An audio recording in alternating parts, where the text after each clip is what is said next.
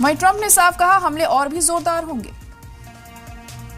Hard yesterday, and we're going to hit them again hard today. In case you miss it, in case you don't turn on your television set, and we'll see what happens with the deal. We were really close to a deal, but they keep tapping us along. They keep playing us for suckers because you know what?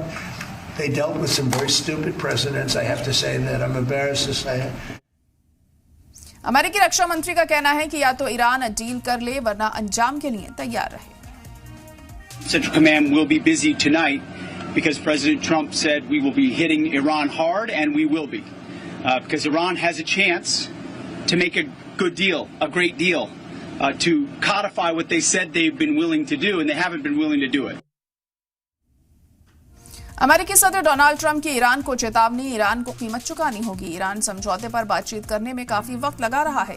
Iran को समझौते पर दस्तखत कर लेना चाहिए। Trump का कहना है कि अगर ईरान किसी समझौते के लिए तैयार नहीं होता तो वो उस पर जबरदस्त बमबारी करेंगे।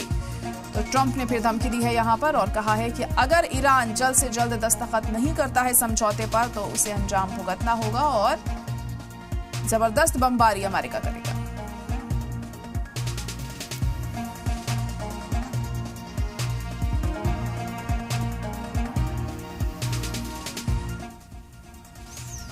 वहीं ईरान का अमेरिका पर पलटवार, अमेरिका की हर धमकी का जवाब दिया है। ईरानी फौज ने कहा है जोरदार तमाचे के जरिए जवाब दिया, हम कभी पीछे नहीं हटेंगे। तो ईरानी फौज ने ये साफ कर दिया है कि हम पीछे हटने वाले नहीं हैं। तो ईरान ने यहां जवाब दिया है अमेरिका की धमकी का। अमेरिका की हर धमकी का हमने जवाब दिया। ईरानी फौज की तरफ से ये साफ किया गया है, जोरदार तमाचे के जरिए जवाब दिया।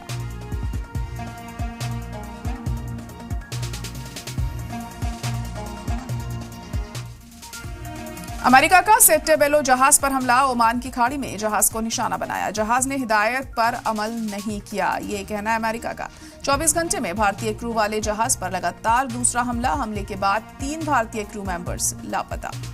तो बड़ी खबर इस वक्त आपको बता रहे हैं, अमेरिका के सेट्टेबेलो जहाज पर हमला हुआ है। ओमान की खाड़ी में जहाज को निशाना बनाया गया। जहाज ने हिदायत पर अमल नहीं किया, ये अमेरिका ने कहा। 24 घंटे में भारतीय क्रू वाले जहाज पर लगातार दूसरा हमला, हमले के बाद 3 भारतीय क्रू मेंबर लापता हैं।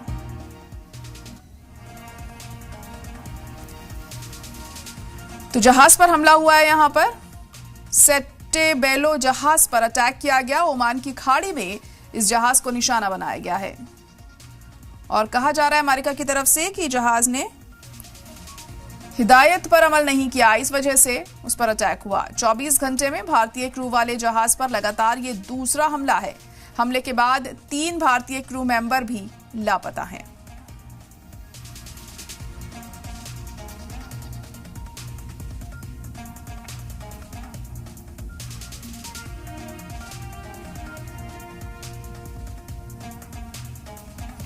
वहीं मशरिक़ वुस्ता एक बार फिर दुनिया की सबसे बड़ी सुर्खी बन गया है। अमेरिका ने ईरान पर नए हमले कर दिए हैं, लेकिन इस बार तेहरान भी खामोश नहीं बैठा। ईरानी मीडिया का दावा है कि बहरीन में मौजूद अमेरिकी 5th फ्लीट को ड्रोन हमलों से निशाना बनाया गया है। उधर हॉर्मुज को बंद रखने का ऐलान है। जहाजों पर हमले के दावे और दोनों तरफ से तेजी होती बयानबाजी इस बात का इशारा दे रही है कि तनाव कम होने की बजाय बढ़ रहा है। देखिए रिपोर्ट।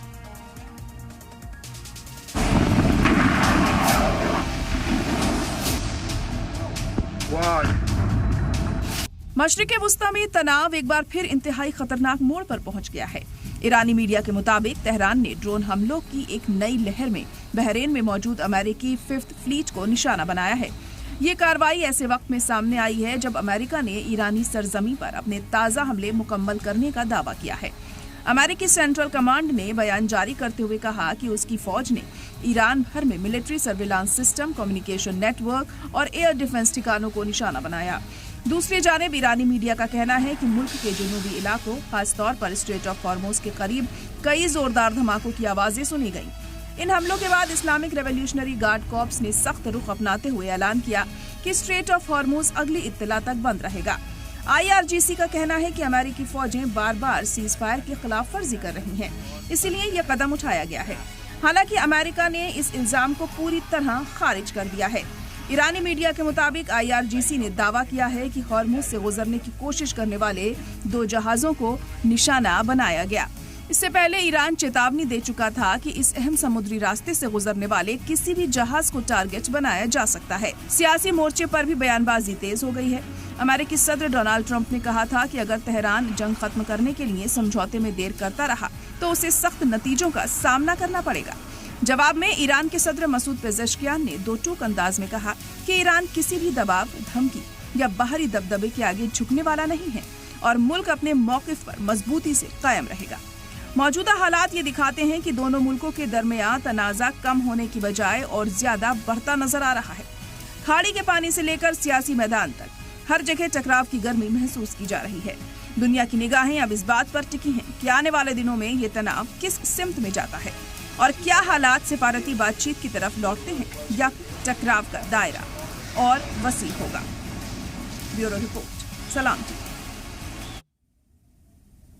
मशरिक़ वस्ता की सियासत में इन दिनों एक नया मोड़ सामने आ रहा है। एक तरफ अमेरिकी सदर डोनाल्ड ट्रंप और इजरायली वजीर आजम बेंजामिन नेतन्याहू के रिश्तों पर सवाल उठ रहे हैं, तो दूसरी तरफ ईरान का बढ़ता हुआ असर पूरी दुनिया की तवज्जो अपनी ओर खींच रहा है।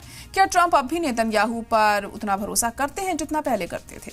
क्या इजरायली अवाम नेतन्याहू की क़यादत से मुतमईन है? और सबसे अहम सवाल, क्या इन सियासी नाइत्तेफाकी का सबसे बड़ा फायदा ईरान को मिल रहा है? देखिए रिपोर्ट।